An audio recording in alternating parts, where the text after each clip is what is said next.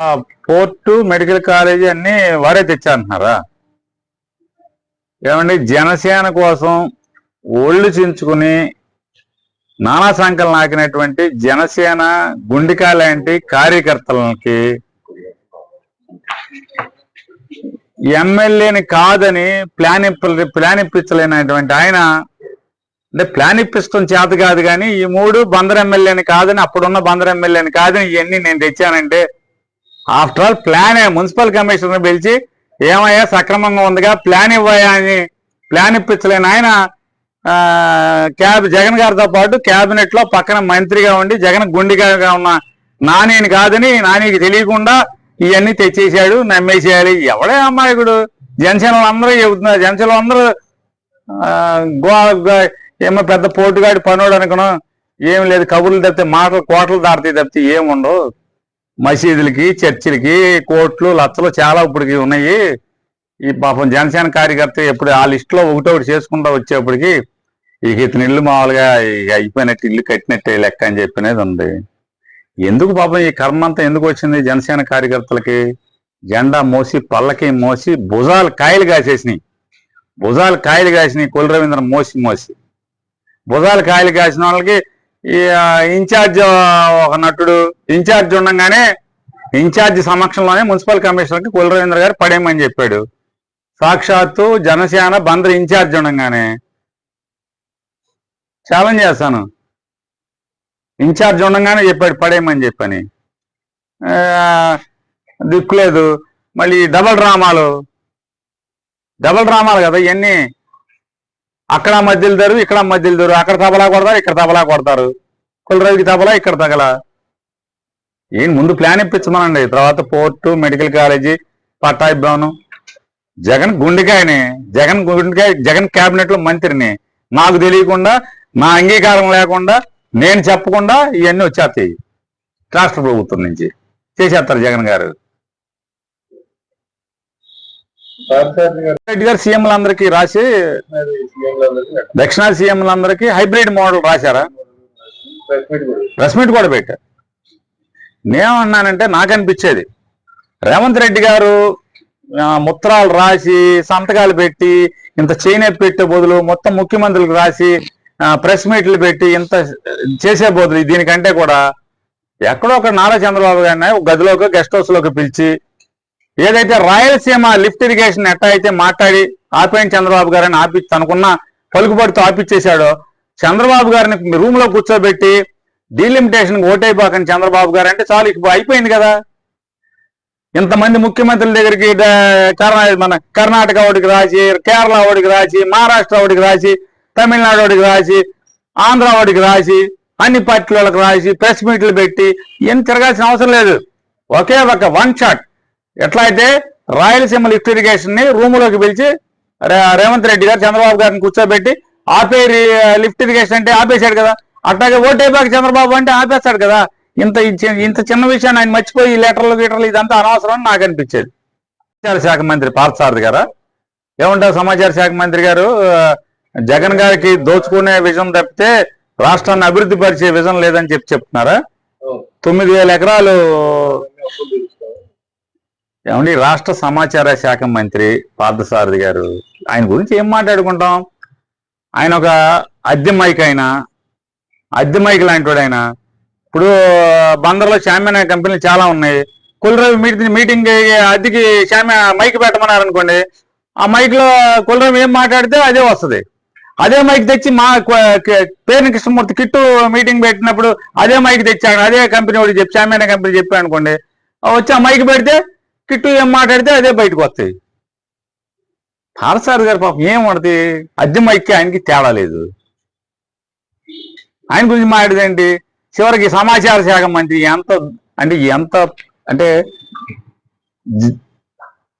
ఈ కూటమి ప్రభుత్వంలో సమాచార శాఖ మంత్రికి ఎంత సమాచారం ఉంటుందంటే, సాక్షాత్తు అమరావతిని రోజు పిల్లిమోగలేస్తా అక్కడే ఉంటున్నటువంటి, అక్కడే పడుకుని అక్కడే భోంచేసి అక్కడే నిద్రపోతుంది, అక్కడ వాళ్ళకి ఏదో సేవ చేస్తున్నట్టు యాక్షన్ చేస్తున్నా మంత్రి నారాయణ గారేమో 5,000 ఎకరాలు మిగులుతాయి అని చెప్తాడు, ఈయన 9,000 ఎకరాలు అంటాడు. నిజమే, విజన్ అంటే ఆయన దగ్గరుండి జగన్ గారు చూశాడు కదా, మేము కూడా చూస్తున్నాం కదా దగ్గరుండి ఆయన్ని. విజన్ అంటే ఓ పెద్ద రబ్బీస్ గుట్టని 40 ఎకరాల రబ్బీస్ గుట్టని కొనుక్కొని గవర్నమెంట్ దగ్గర తీసుకుని దాంట్లో కరెంట్ ఫ్యాక్టరీ కడతానంటే అది విజన్.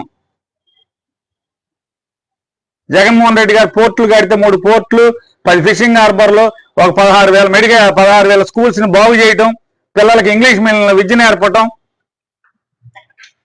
ఫీజు రియంబర్స్మెంట్ టెన్షన్ గా పేద వర్గాలందరినీ కూడా ఆ కులం ఈ కులం లేకుండా అందరికీ చదువు నేర్పించడం, రాష్ట్రంలో ప్రతి రైతుకి కావాల్సిన అందించడం, ప్రతి వైద్యాన్ని పల్లెటూళ్ళు మారుమూల పల్లెటూళ్ళకి తీసుకెళ్తాం, ప్రతి మండలానికి 2 డాక్టర్లను పెడతాం, ప్రతి గ్రామానికి టెన్షన్ గా నర్సుల్ని ఎలందని పెట్టడం, మందులు పెట్టడం. మరి ఈ విజన్ లేదు ఆయనకి. ఇది విజన్ కాదు. కాకపోతే ఆయనకి లేదు ఏంటంటే రబ్బీస్ కొండల్లో కరెంట్ ఫ్యాక్టరీ కడతాన్ని కొండలు గవర్నమెంట్ దగ్గర 5 లక్షలకి 3 లక్షల రూపాయలకి ఆ విజన్ అయితే లేదు జగన్ గారి దగ్గర. రేణుకా చౌదరి గారు వైసీపీ కుక్కలు ఎన్ని మరుగునా అమరావతి ఆగదు, అమరావతి ఆపలేరు అని. అసలు నేనేది ఏంటంటే పసుపు రక్తం ప్రవహిస్తున్నటువంటి ఎన్ని సంస్కారాలు నేను మృగాలు వాగినా ఎవడో వైసీపీ వాడు ఆపాల్సిన పని లేదు, వైసీపీ కుక్కలు ఆపాల్సిన పని లేదు. రేపు మామూలుగా 30 రోజులు, నెల రోజులు దాటితే 4 చినుకులు పడితే అది ఆగిపోద్ది అమరావతి. తల్లి అమ్మా వైసీపీ కుక్కలా పక్కలా రేపు ఇంకో 30 రోజులు దాటితే 4 చినుకులు పడితే అది ఆగిపోద్ది. నారా లోకేష్ గారు టీడీపీకి వర్కింగ్ ప్రెసిడెంట్ అయ్యారా? చంద్రబాబు నాయుడు గారు స్లీపింగ్ పేషెంటా? అమరావతిలో రాష్ట్రం అంతా బాగా చంద్రబాబు నాయుడు గారు దోచుకునే పనిలో బాగా బిజీగా ఆయన ఆ పనిలో ఉన్నాడు కాబట్టి పార్టీ నడపడానికి వర్కింగ్ పేషెంట్గా ఈయన పని చేయమని ఈయన పెట్టుంటారులేండి. అంతకుమించి వేరే ఏముంటది? ఆయన నిద్రపోతున్నాడు స్లీపింగ్ పేషెంట్, ఈయన వర్కింగ్ పేషెంట్. ఆయన బాగా మూటలు కట్టుకునే పనిలో బిజీగా ఉంటాడు చంద్రబాబు నాయుడు. అమరావతిలో అన్ని చోట్ల రాష్ట్రం అంతా దోచేసుకుంటున్నారు కదా, దాంట్లో ఆయన బిజీగా ఉండి పార్టీ నేను చూడమని చెప్పుంటాడు.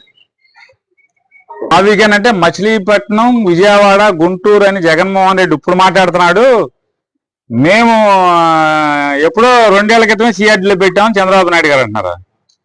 నేను చంద్రబాబు నాయుడు గారిని ఈ మాట జగన్మోహన్ రెడ్డి గారి గురించి మీరు అన్నందుకు మా ప్రాంతం తరపున మా వీకెండ్ మచిలీపట్నం, విజయవాడ, గుంటూరు ఈ ప్రాంతం తరపున నేను మిమ్మల్ని ప్రశ్నిస్తున్నాను చంద్రబాబు నాయుడు గారు. నిజంగా మచిలీపట్నం, విజయవాడ, గుంటూరు పట్ల మీకు ప్రేమ ఉంటే, మా ప్రాంతమే మీకు రాజధాని అంటే అనిపిస్తే, అంటే అది ఇవాళ మాట చెప్తున్నారు కదా, ముందు మాదిగానే ఏంటో నాకు తెలియదు అన్నారు. అదో పర్థం డిక్షనరీలో గూగుల్లో కొట్టినా రాలేదన్నారు, డిక్షనరీలో ఎత్తుకున్నా రాలేదన్నారు. ఇప్పుడేమో మచిలీపట్నం, విజయవాడ, గుంటూరు మేము సిఆర్డీలో ఎప్పుడే పెట్టామన్నారు. మీకు నిజంగా మా మీద ప్రేమ నిజమైంది అయితే, మచిలీపట్నం, విజయవాడ, గుంటూరు ప్రాంత వాసుల మీద, మా ప్రాంతం మీద మీకు నిజమైన ప్రేమ అయితే, అమరావతి కేంద్రంలో చట్టం చేసినప్పుడు మా ఊళ్ళు పేర్లు కూడా పెట్టారా? 29 ఊళ్ళే పెట్టారా? మరి 29 ఊళ్ళు మాత్రమే రాజధాని అని చెప్పి ఎందుకు పెట్టారు? అసెంబ్లీలో క్యాబినెట్ లో మీరు తీర్మానం చేసినప్పుడు 23 ఊళ్ళ, అసెంబ్లీలో బిల్లు పాస్ చేసినప్పుడు 23 ఊళ్ళ, లోక్సభలో రాజ్యసభలో బిల్లు పాస్ చేసేప్పుడు 29 గ్రామాల, రాష్ట్రపతి ముద్ర వేసిందేమో 29 గ్రామాలకా? మాకేమో మామూలుగా మచిలీపట్నం, విజయవాడ, గుంటూరుకేమో ఇది కూడా రాజధాని అని మీ సొల్లు కబుర్లు చెప్తారు చంద్రబాబు నాయుడు గారు. ఇవాళ మీ జీవితం, మీ డ్రామాలు ఇవాళ ప్రజలందరూ కూడా అర్థమైపోయినాయి. మచిలీపట్నం, విజయవాడ, గుంటూరు మావిగన్ అనేది అద్భుతమైన ప్రతిపాదన, ఈ రాష్ట్రాన్ని బాగు చేసే ప్రతిపాదన. మీ అమరావతి అమరావతి ప్రతిపాదన, అమరావతి ఏం చేసినా కూడా మీరు బాగుపడతాకి తప్పితే ఈ రాష్ట్రం సర్వనాశనం అవటాకే ఇవాళ అమరావతి అనేది మీరు ఎత్తుకున్నారనేది ఇవాళ అందరికీ అర్థమవుతుంది.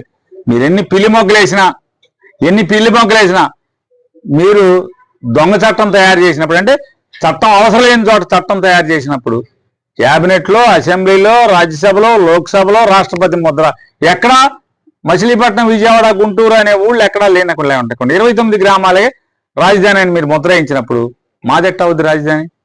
అది మీ రాజధాని. అది